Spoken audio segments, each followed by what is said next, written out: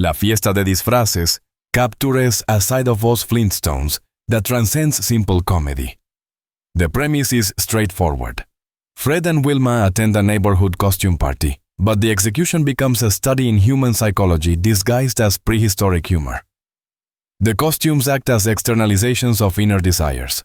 Fred's need to dominate, Wilma's wish for grace, Barney's attempt to please, and Betty's pursuit of attention. Each costume, though made of Stone Age materials, reveals modern anxieties.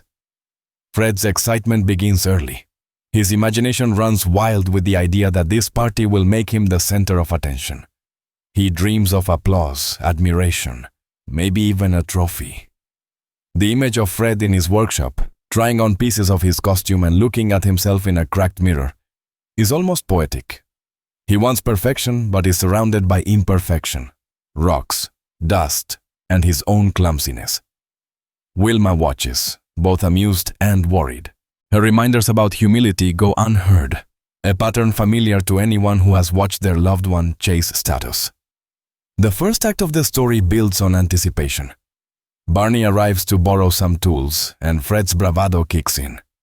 Their friendship, a central axis of the series, becomes a contrast between excess and moderation. Barney's costume, simple and functional, mirrors his humility, while Fred's overcomplicated outfit reflects his insecurity. The moment they walk into the party, we feel Fred's self-awareness. The laughter that greets them isn't mocking yet, but the seeds are there. The animation captures this tension perfectly. The wide eyes, the exaggerated blush, the forced laugh. Fred begins to perform rather than participate. His jokes grow louder, his dance moves more ridiculous, his desire for attention stronger.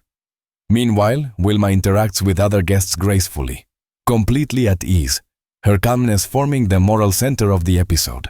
The middle sequence is the heart of the episode. The costume contest.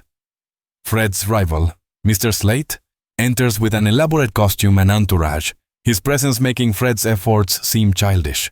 Yet Fred, unable to step back, challenges him publicly. Their mock duel escalates into chaos.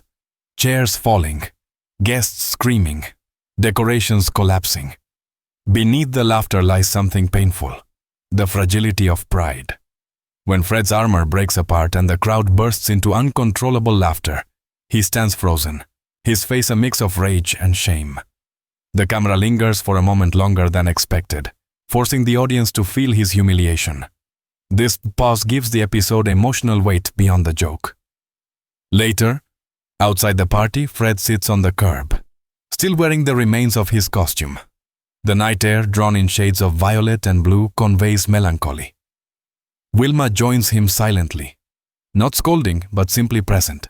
Their brief exchange, her hand resting on his shoulder, his embarrassed smile redeems the chaos. The story ends with a quiet domestic moment.